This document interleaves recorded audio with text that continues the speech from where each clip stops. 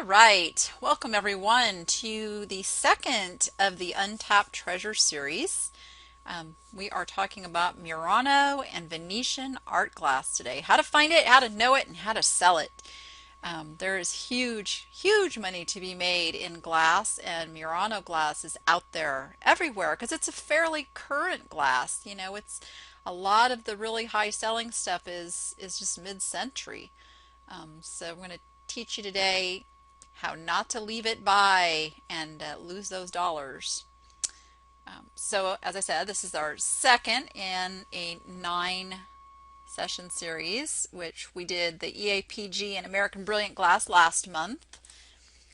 Today is Murano and Venetian glass. Next month we're going to be doing contemporary art glass. So that art glass that is not Murano but still sells for amazing prices.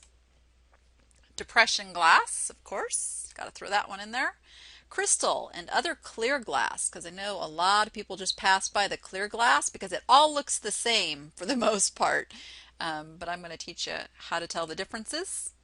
Fine art, paintings versus prints, and fine art, sculptures, and other types of art. Antiques and collectibles that bring big money, even stuff that's, was made last month that still sells for high dollars. So that's what we got coming up. Now today we're going to cover where to find Murano glass, how to identify it so you know when you found it, how to list it, how to price it, how to photograph it, and how to package and ship it. So by the time this is done, hopefully you guys will be able to grab those great pieces and feel completely confident in going out and listing them. So we're going to start with where to find it. So there are some most likely places, and then there's some less likely places. So you're most likely to find the good Murano glass at places such as estate sales, auctions, and flea markets. Okay, those are the biggies. I find most of mine at auctions. Doesn't mean it won't be in other places, but if you're going out looking for this stuff, this is where it's mostly going to be. Now the cool thing is at estate sales, generally they just think it's a pretty piece of glass. Most people tend to discount the value of glass, mostly because they don't know about it. Unfortunately, my auctioneer is starting to get a little savvy because he watches my shows on Sunday. So he's learning more and more about the better glass, and not letting people get away with just bidding $10. Darn. But yeah, so those are the best places to spot it. Flea markets, antique malls are kind of in that category too. Places where there's a lot of variety of things. This Murano glass is going to get just thrown into a booth or into a section with a whole bunch of other stuff. And again, they're going to price it as pretty glass. Now, least likely places, yard sales. Although you can find it at yard sales, it's not as common. You have to do a lot more footwork to find it at yard sales. So if you're going looking for Murano glass, I don't recommend just putting yard sales at the top of your list. Of course, if you already yard sale, then by all means look for it. And thrift stores. Thrift stores, it's going to get thrown here or there on a shelf, but not very likely. It doesn't come up all the time, and I can tell you that when it does come up, it's probably getting snagged up really quickly. So those are your less likely places to find it. So let me give you a little history and tell you about Murano glass and why it even has that name. So we think of Murano glass as all that pretty colorful glass, kind of has a look to it. It's more of a style, but really the term originated from glass that was produced on the island of Murano, which is near Venice, Italy. And what's really interesting is how the glass ended up being made on this island. And it dates back to the late 1200s. Um, it's amazing to think that this goes back that far. But it actually was in 1291 that they had all these wooden buildings in Venice where the glass was being manufactured, and there was a real danger of fires, and they were afraid of these fires. So they actually moved the premises of these glass manufacturers off to this small island of Murano. That was, I mean, it was already a trading port, so it wasn't like they sent them out to the boonies. But this way, it kept Venice safer from those big fires, which back then, they didn't have, big fire trucks and things to put out the fire. So a fire was a pretty big deal, and glass is made with fire. So that danger was very, very strong.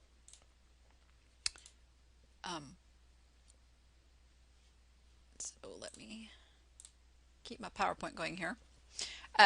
So there's many, many manufacturers of Murano glass. So Murano glass is not a company. It's not a, like a Waterford or a Princess House Crystal. Those are real companies of glass.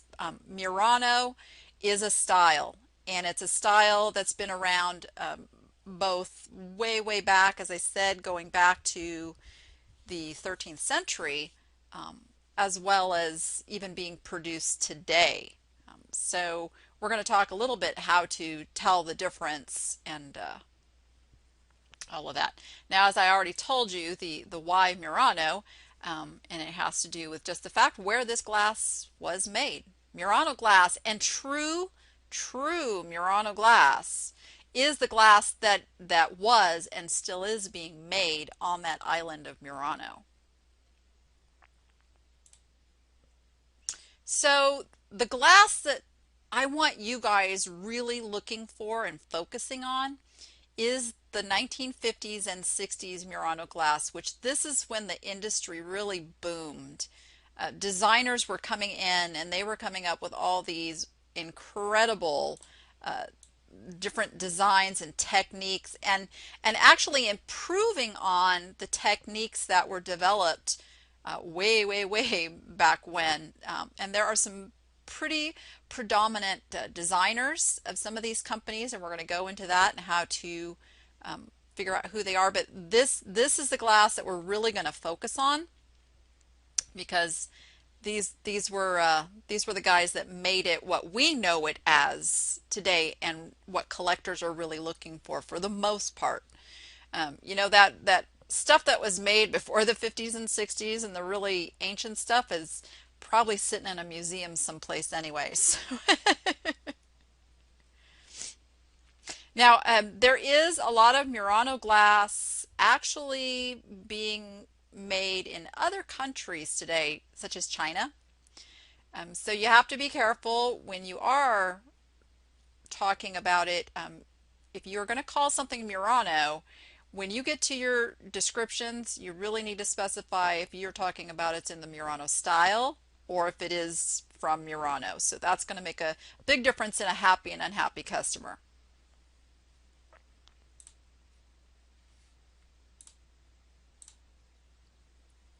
And I guess I need to catch up with my PowerPoint, huh?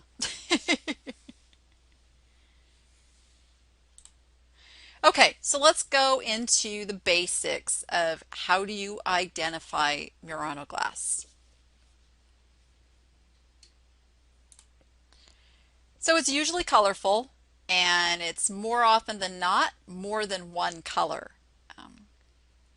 So you're going to look for colors, and you're going to look for quality. Now, the more glass you handle, the more you're going to understand this quality aspect, and it's really a matter of getting your hands on it. And I always recommend that when you go someplace where there is identified Murano glass, that even if it's got a big price tag on it, pick it up, feel it, look at how it's made. get a real idea of the quality that goes into this type of glass. That way, when you're out and about and you find a piece that someone just thinks is a pretty piece of glass, you're going to have an edge because you will have had that hands-on experience with it. So that's one of the best ways of really learning about this glass and the quality. So now the really nice thing is that a lot of Murano glass either has a label or it has a signature. And this is what the true Murano glass labels look like. And you'll find them in this condition more often than not, where they're halfway worn off. But they're a very simple little tag that simply says Murano made in Italy. That's it. So be on the lookout for that. And if you guys can see the signature on this piece, a lot of the pieces were very simply signed on the bottom. Looks like they're just kind of just etched in there.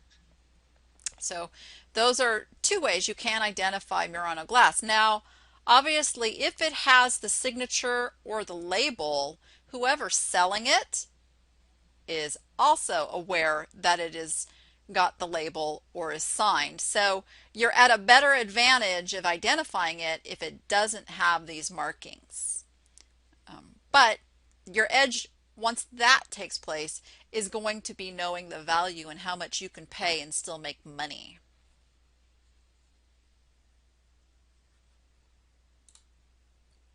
It should have some weight to it.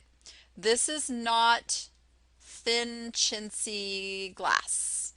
This is a very well-made glass, and a lot of these techniques they used were because they had to layer glass. So it isn't going to be thin colored glass. It's not going to be glass that has a color that can be scraped off, which is known as flashed. So you're looking for that real depth of color that goes all the way through the glass, and for some weight to it. I have to stop trying to follow the questions and pay attention to what I'm doing here. I'll let you guys handle that.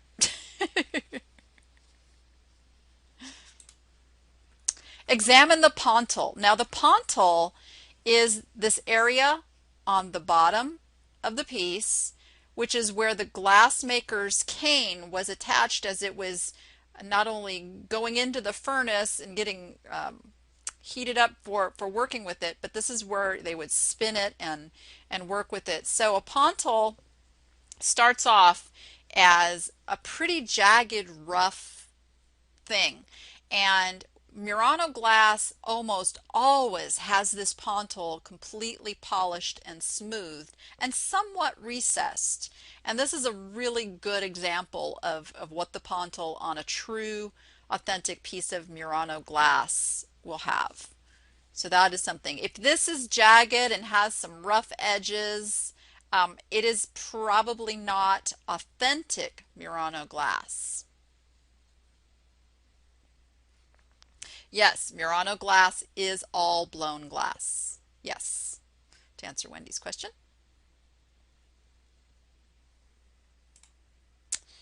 Okay, so this is where we're really going to get into the meat and potatoes, and you are going to learn the words that you need in order to really get the most money out of these listings when you're listing it.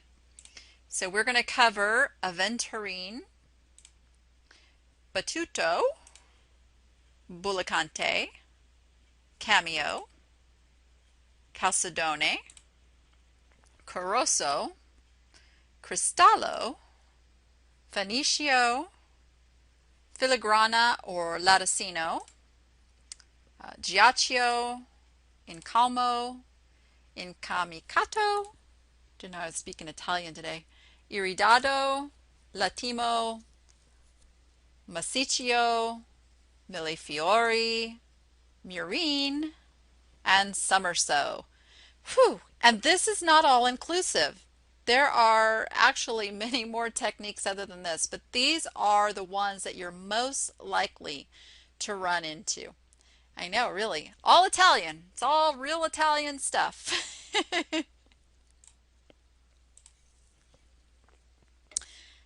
So aventurine is an interesting one because it's actually the original word for it is aventurina. But what you'll find is if you go and do a search on eBay for Aventurina, nobody uses that. They have simplified it into Aventurine, and this is one of the most popular techniques. So here's an example of what it looks like. Aventurine is basically a glass that has metal particles embedded into it. They used copper, they used gold, and they used silver, as well as some other metal oxides, but these were the main ones. And depending on what type of metal was used within the glass will increase or decrease value. But this is heavily used.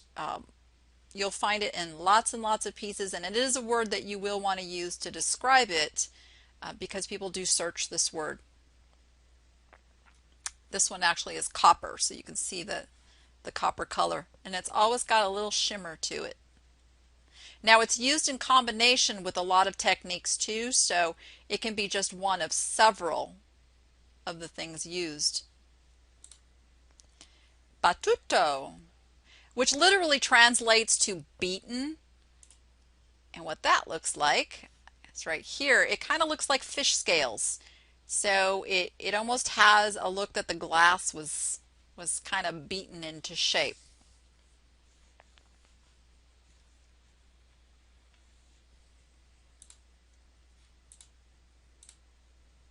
Bullicante. This is one you guys know really, really well. This is those nice controlled bubbles. They're normally in a regular pattern. They're evenly spaced and they go small to large or large to small. This is really popular in glass that was done in the 1950s. So a lot of you have already used this one a lot and fun to see. So you can also see they also use the Aventurine within this Bullicante bowl here.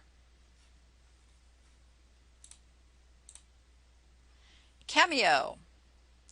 This is probably one of the hardest techniques to be used. It is fusing layers of glass of different colors together, and then they literally carve into the underlying colors. Just incredibly difficult glass. You probably will never run into this, but I want you aware of it just in case you do. This piece right here is called the Great Taza. It's actually 5 layers of different colored glass. And this piece is actually in a museum. If you find this piece, then it's stolen. But it's an incredible kind of glass, and it's really even hard to see from this picture just this is going to have a texture to it, of course, but just think of these layers of glass were fused one on top of the other, and then the glass maker, while it's still hot, had to intricately go in there and pull up the other colors. Crazy, crazy, crazy.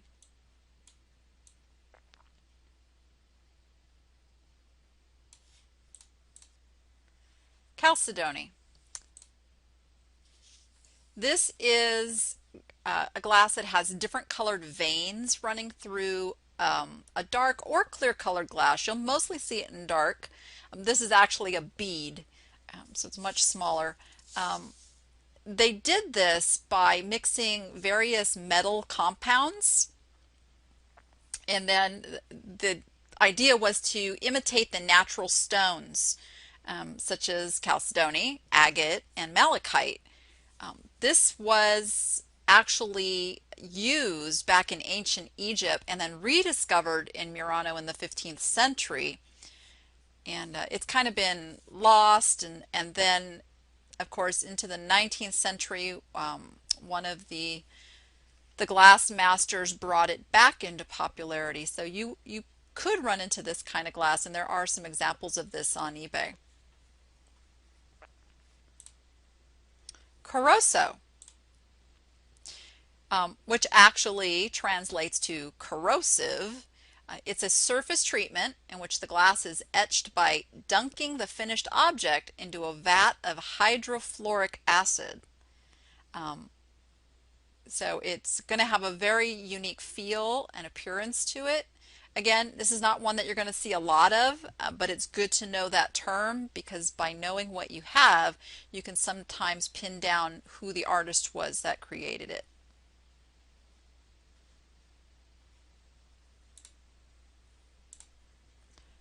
Cristallo. Cristallo was actually the very first Murano glass. It is a very, very thin glass. You won't find too much of this because it is so fragile.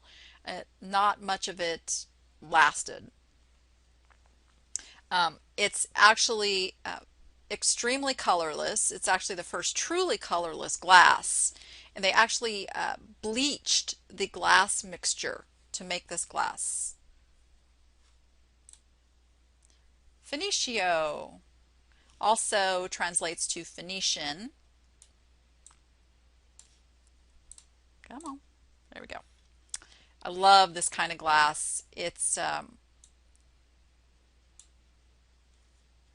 sorry, still trying to push buttons here, guys. As you can see, this technique creates a feathering. So it's used a lot on animal figures, things where you'd want to see that that feathering or scaling technique to bring out the kind of the 3D image of it. There's going to be some cheaper made versions of this, and you're going to be able to tell quality. The true masterpieces are going to be very intentionally spaced and done, such as this one I'm showing here. It won't be sloppy work. I guess that's the word I'm looking for. So if you have a true piece of this Phoenicio glass, you've got something worth a lot of money.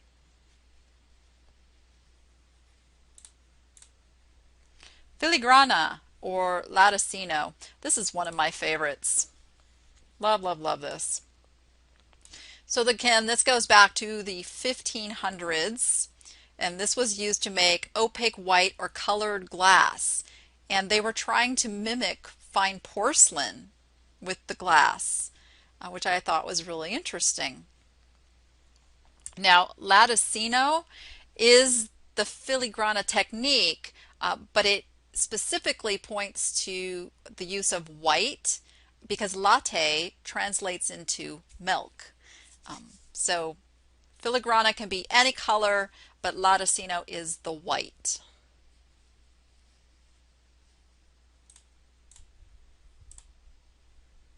Giacchio. Anybody else got Pinocchio on the brain with all these names?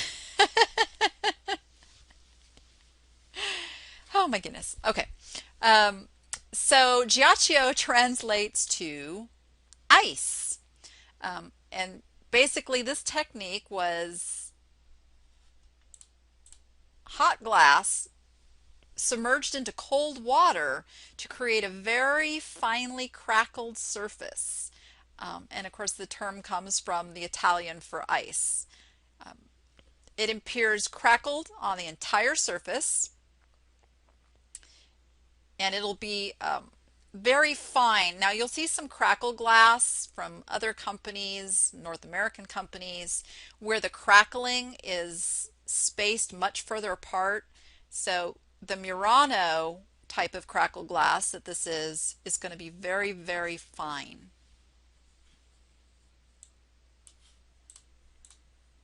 Incalmo. Now this was a fusing technique where they took two or more colors and they would start with one object, do that, and then they would fuse another object onto it of a different color. This was also a very, very difficult technique to use, so you're not going to run into this one very often. But when you do, this one's worth a lot of money.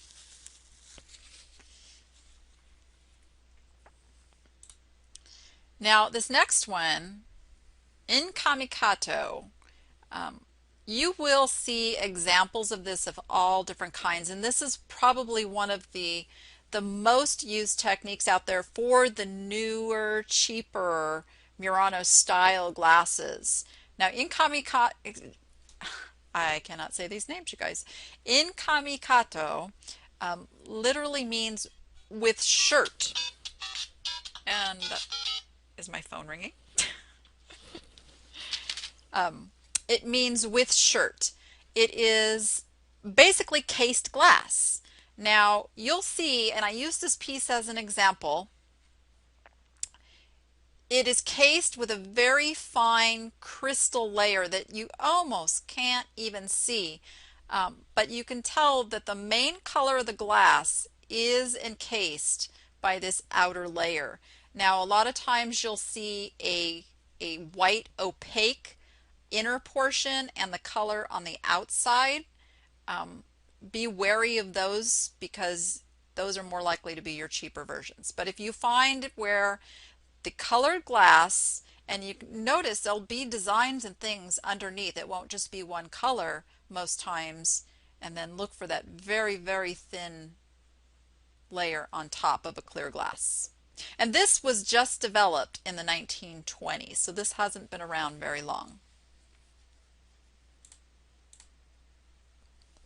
Eerie Dot. This is an iridescent coated glass. It's usually coated with a tin or a titanium. There was other metals they used, but these are what are used most often, and it'll give you that nice iridescent coating on it. Latimo. Again, this is related to the one we showed before, but you'll see these look like little trellises throughout the glass. And again, it is white, still comes from that latte for milk. It was produced for the first time in the 15th century, and it again is imitating the look of fine china.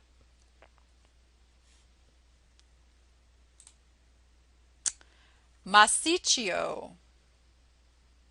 And I could be saying these wrong, guys. Don't hold me to it. I know how to spell them, I don't know how to say them.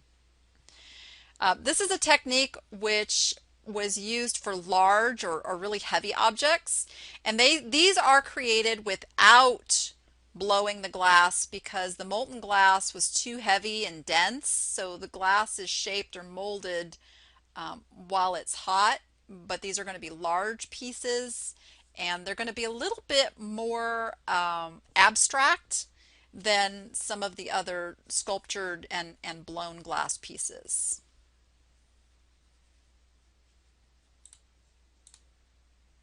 Millefiori. Now you guys have probably all run into this. It translates to 1,000 flowers. So milli is 1,000, fiori, flowers. There are different quality levels of Millefiori, and obviously the more intricate, the more detailed, the higher the value.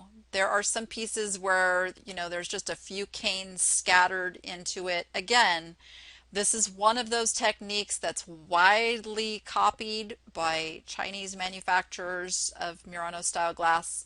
So be wary of quality on this one. Check your pontil and just get a feel for the glass. Now, this glass sells also just because it's beautiful. I mean, this is the most gorgeous. This and the next technique I'm going to show you, the most gorgeous types of Murano glass styles, techniques. So each one of these little circles is made with a cane of glass, and these canes are all kind of developed and fused together, and like I said, these more intricate pieces had to be so incredibly difficult to make. I agree, it does look like candy. Now, I have learned over time that this is really easy to misspell, so make sure if you have a piece of Millefiori, you really nail down that spelling because it can make the difference in someone finding you or not.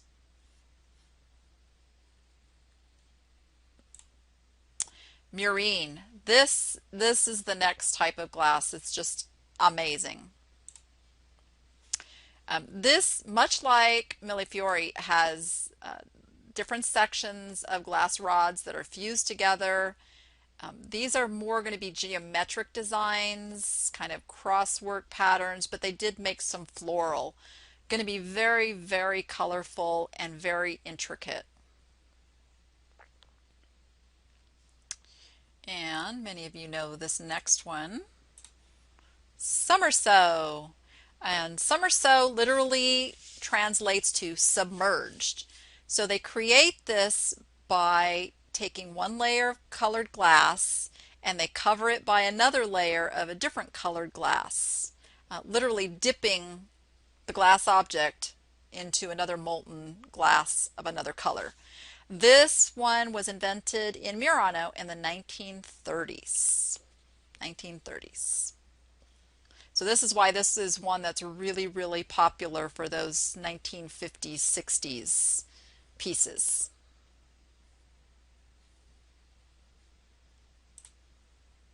Okay, so now we've got our techniques. So let's talk a little bit about some of the designers that bring big bucks. You've got, and I know I'm going to butcher these names, guys. So we've got Archimede Seguso, Aureliano Toso. AVEM actually stands for a great big long name, but it is known in the collector community as AVEM.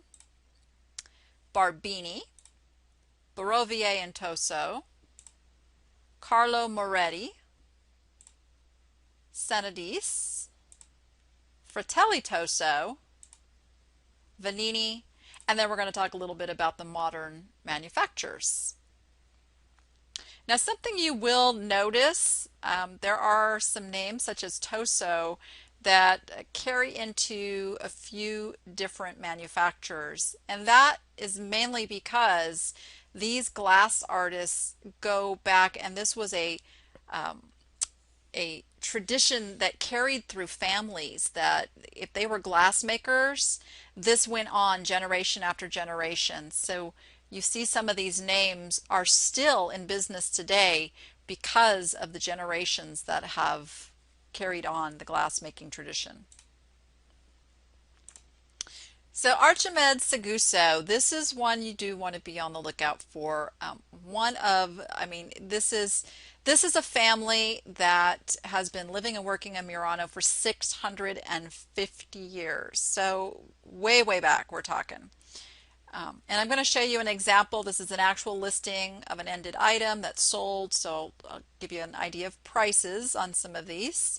And now you'll be able to see some of those techniques used in the combinations as I show you these. Seguso started when he was 11 years old. 11 years old he started making glass. He always used iron canes and did mouth blown glass, which is I will share a link to a video over on the Facebook group to show you if you want to see this technique in use. It's incredible. Seguso is known for amazing chandeliers that have decorated places all over the world. Absolutely incredible. His son, Gino Seguso, still owns the Archimede Seguso factory. So there is still Seguso pieces being made today. These are still extremely valuable, high quality, high priced pieces. Even though they're not vintage, it's still the Seguso family. He's best known for summer sew, latimo, and very intricate combinations of techniques. And you'll see sometimes you will find a label that actually has his name on it, so you know it's a piece of his. And you can see the prices some of these go for, so don't be afraid to put out a little money if you find an identified Seguso piece. And you will know by the quality in combination with that label too if you're not sure. This cannot be mimicked cheaply.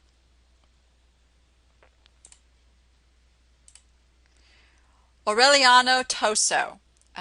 Aureliano Tosto is best known. This is a factory that used a designer by the name of Dino Martins. Dino Martins was actually a painter from Murano.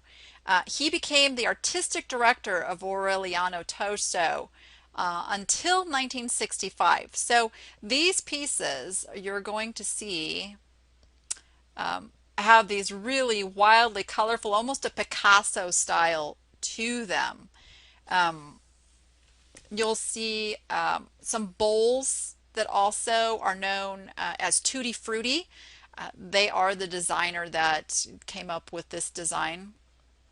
And I should have included a picture of that, but you can do a search for Tutti Frutti and find those. And you'll want to use the designer's name, Dino Martins, which is Dino, and last name is Martins, Martens. And if you do a search, you can pull up many of those pieces and see examples. This is actually a specific pattern that he did called Oriente. AVEM is actually a collection of designers. So it wasn't just one particular designer or company. He was, they were, they were known predominantly for some post-World War II artists, which you don't even need to know the names because the glass sells on its own merits. But there was four specific ones, which were Antonio Luigi Ferro, his son Egidio, and Emilio Nasson was another.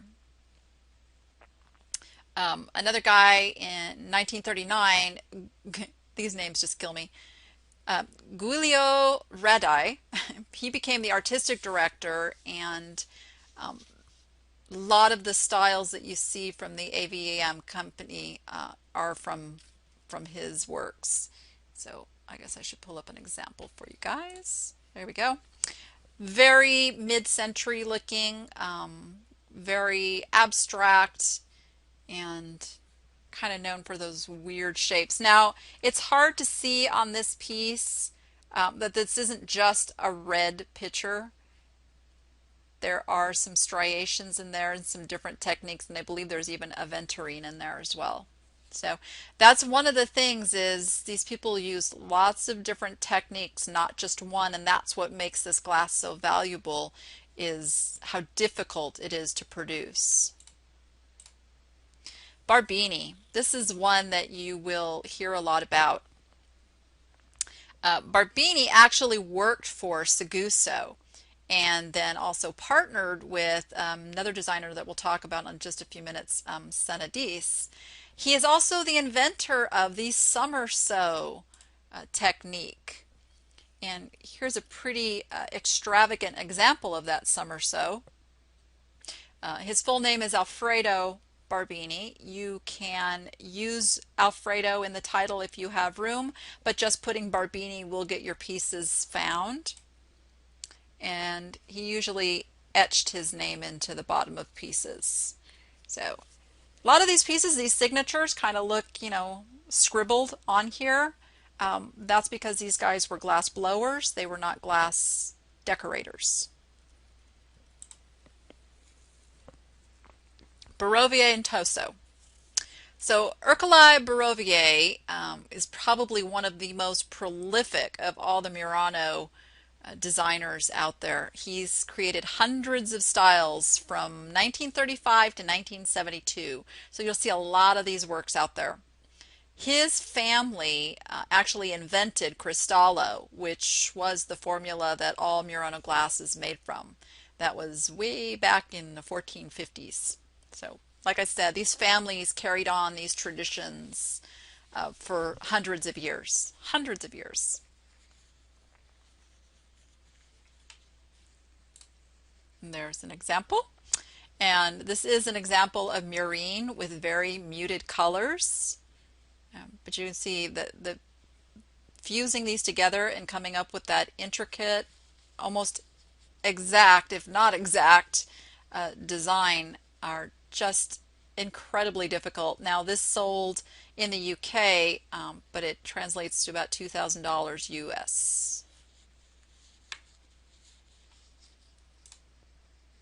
Carlo Moretti.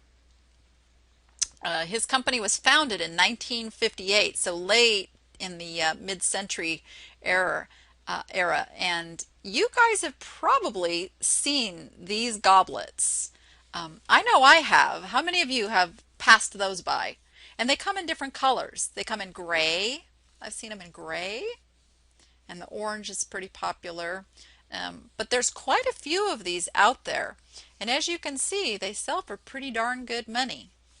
So don't want to be passing him by.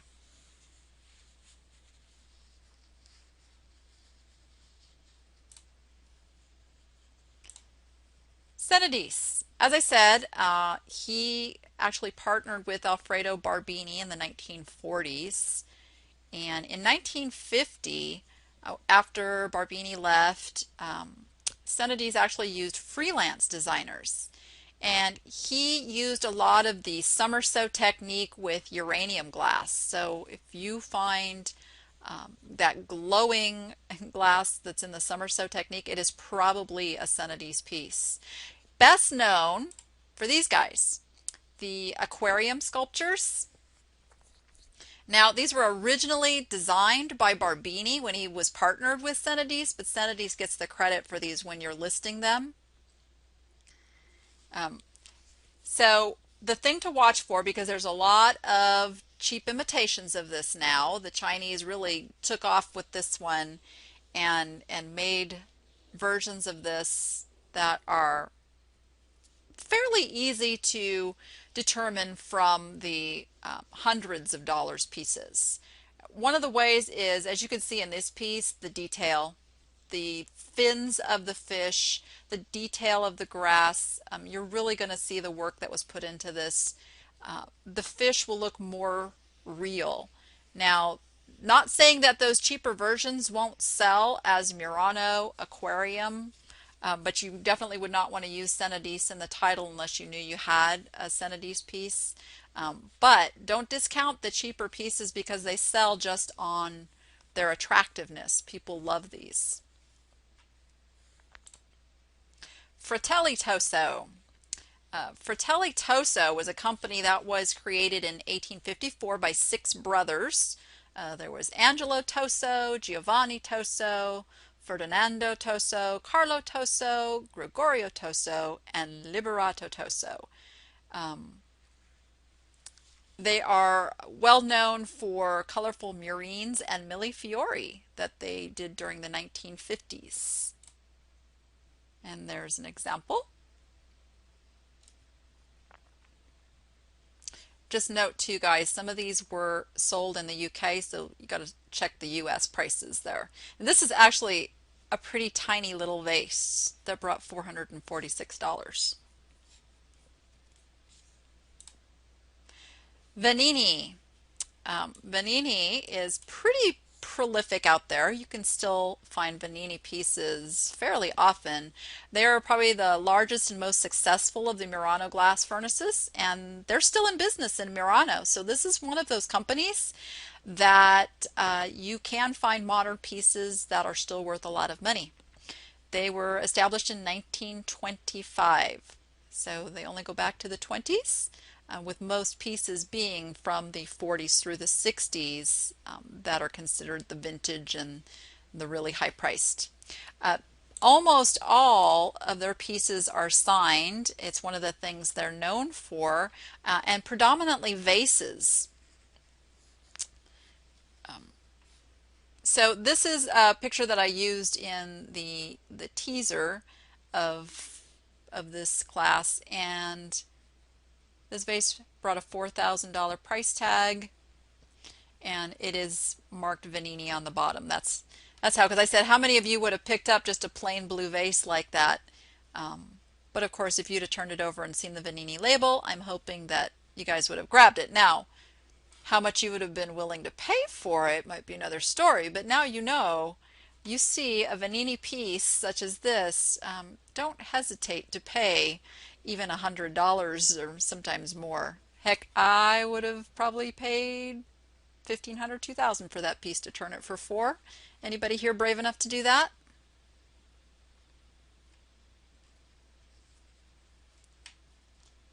Nobody? You can see the size in relation to a little table lighter. So it's fairly large. It's a fairly large piece. Okay, will you now?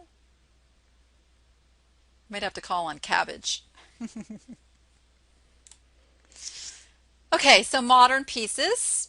As I said, there's lots and lots of both true Murano art glass still being made as well as coming from other countries. So here's the key, guys. There's no Murano police. Using Murano in your title is okay because it is a style of glass. It is not a trademarked name. So there's no Vero violations for using the word Murano. Now you don't want to overuse the word for every piece of art glass you get, so make sure that it does fit in the Murano style if you use Murano in your title. The key to getting the really big prices is knowing your techniques and your designers and being able to authenticate those pieces. So here is some pieces from a company that's pretty prevalent out there, the Arte de Lavorazione. There, I like saying that one. And their labels do say Murano. What they've done is they've used Murano as a brand name, and Arte de Lavorazione simply means worked by hand. So they're basically saying handmade Murano. But they're implying the style of Murano. But it doesn't mean that these pieces don't sell for pretty good money. I'm sure a lot of you would be perfectly happy with these kind of prices, right?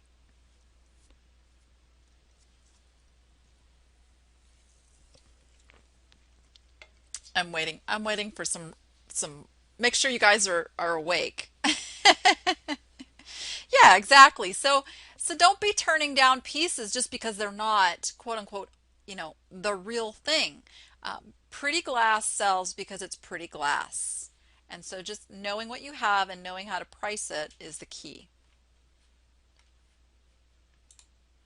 And let's talk about pricing. So as I said, it's best to know the designer and or the style. But if you don't know the designer, by all means, use the techniques. And you can use those techniques to do your research and sometimes even find a piece that is so similar to what you have that is identified and labeled that you can feel very comfortable using that in your description and in your title. So that's one of the keys. The rule of thumb is the more you can identify about a piece, the higher the price. So hopefully, as more appsters get into the Murano glass and identify pieces, you can post those unknowns over on the group and get them identified. There really is no one book to learn from. I actually don't have a Murano book that I refer to. I get most of my information from Google searches, eBay listings, and other online sites that sell Murano glass, and just learning about the different factories. Because like I said, that list that I gave is very not inclusive of all of these manufacturers that are out there. There are so many of them still in production and were in production in the past. So there are some things to avoid. Pieces that are cheaply made, and okay, I'm gonna get some cringes on this one. How many of you have bought, whoops, I'll go back to the picture in a second. Pieces that only use one technique or are very plain. Oh, there we go. Was in the wrong. How many of you have bought one of those?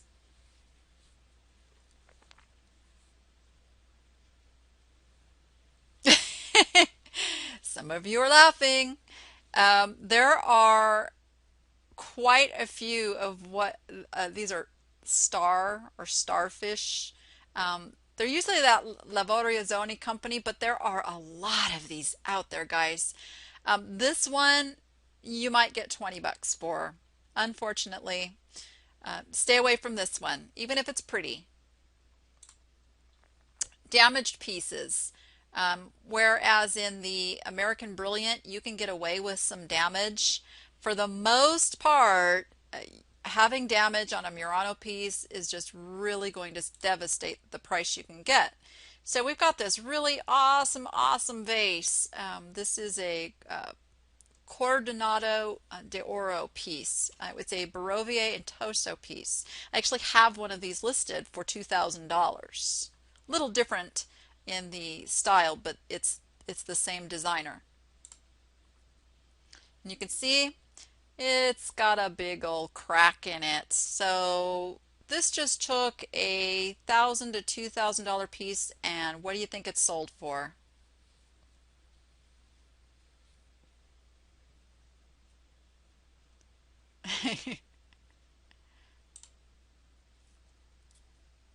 Only 40 bucks. Only 40 bucks.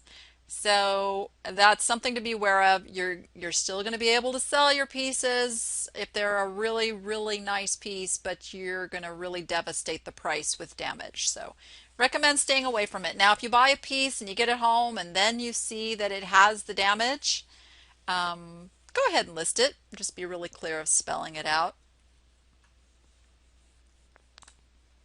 All right, how to photograph it. Again, this is probably easier to photograph than the uh, the clear glass. In fact, it's a lot easier to photograph than the clear glass.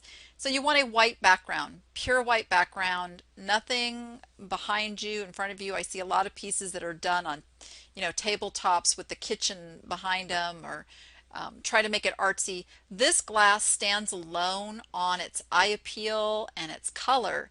So you do not want to diminish that by putting anything else in the background. So pure white background, or as close to pure white as you can get. You want to take pictures at the same eye level, so no weird goofy angles. You want to go straight on, show the piece, and you want to turn it on all sides, because a lot of these pieces, one of the criteria for deciding if they're authentic is the consistency in the technique and the design. So what that means is if you take pictures of, and I know even a round piece, you can turn it and have four quote unquote sides. Take all those pictures, even if the pictures look exactly the same, because somebody's going to be looking at that. Remember, you want to imagine your customer is picking the piece up in their hands and turning it around, looking at the top, looking at the bottom, just as they would if they were buying it at the store.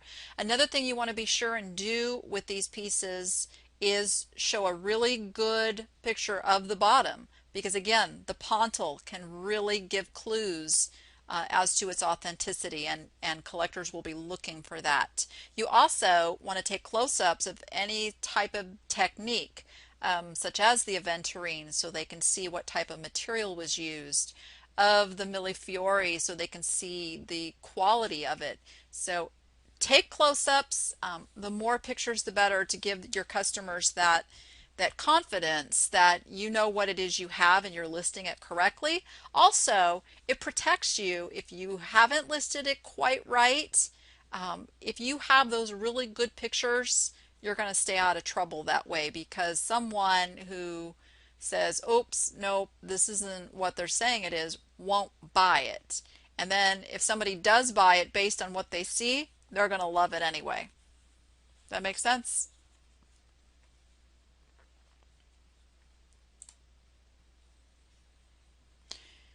How to package and ship it. How to package and ship it.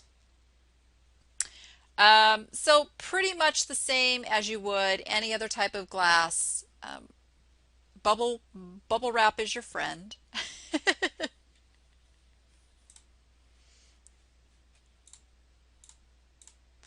So you want to use either small bubble or foam as your first cushion layer, and go all the way around the piece. Make sure it's nice and protected. And then use large bubble as a second layer. So I always have my two sizes of bubbles here. When I say large and small, I'm talking about the dimension of the bubble themselves. So there's actually, I believe, three sizes of bubbles, but I only use the large and the small. And I really, really love the 1/8 inch thick foam because there's no spaces for anything to get past the air bubbles as there is in bubble wrap. So the foam truly gives that nice cushioning around before using the large bubble. Make sure you cannot feel the piece at all through the cushioning. You don't even want to think about going into the box before you've made sure that that piece right there, you could almost drop it on the ground and it's protected. I always recommend double boxing for pieces that are very expensive. I do not double box all of my pieces of Murano that I ship, depending on how well they fit into the initial box and if they're going priority. The larger the piece, the more likely you're going to need to double box. So the first box, and if it is your only box, make sure that you have 2 to 3 inches of peanuts on all sides of the piece. And something that I do is when I put those peanuts into the box, I fill it about halfway, put the piece in, throw the rest of the peanuts in there, and then I pack down those peanuts. I push and squish and pack more in and make it so that I really have to cram the lid shut. What that does is allows for any settling within the box and absolutely no movement of the piece. Where you get in trouble is, especially with these heavier pieces of glass, if those peanuts are not really, really packed in that box, that piece will shift and move around and make its way to the edge of the box. So doing a shake test, making sure nothing in that box is budging, will protect you quite a bit. Now if you are double boxing, have another 1/2 to 1 inches of peanuts cushioned around the first box and before that larger outer box. Some will disagree with me on this one, but I do mark things fragile. I do this more for the customer than for the postal or FedEx or UPS workers. We all know that having that fragile sticker on there don't mean a hill of beans to them. What it does though is tells your customer that you did everything possible to protect their package, so it's really perception for the customer. And ship USPS priority, UPS or FedEx, never, never, never, dare I say, never, too many times, never parcel select, parcel post. Never, never, never, never. The reason for this is with parcel select, that box is combined with all parcel select boxes, which can be up to, anybody know the weight? 70 pounds. 70 pounds.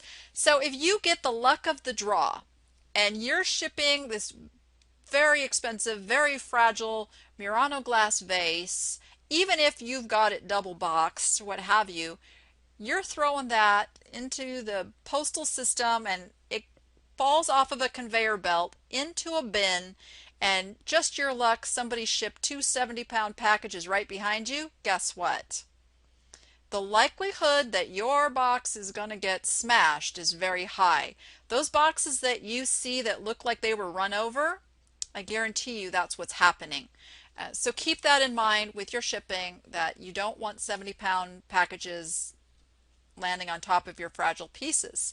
Also with priority mail, it generally gets processed once, maybe twice on its way to its destination, so a lot less likely that the damage is going to happen, because that's the main place where damage is happening to these packages. UPS I like to use for the large pieces because it's a 5-day time max, 5 business days, and you can track it every step of the way. Plus they build in that $100 worth of insurance, so I've had better luck with UPS. Some of you like FedEx. I would suggest when you're using FedEx, use the FedEx Home option over FedEx Ground, because FedEx Home employees actually are responsible for their packages getting there in good shape. If there is a claim or damage, a lot of times it comes out of their check. If something's stolen off the porch, it comes out of their check. So they are contractors and not just employees, so they take much better care of the items. And I promise I have a video coming very soon of my packaging process. I've been wanting to get that done, and we'll be working on that this week.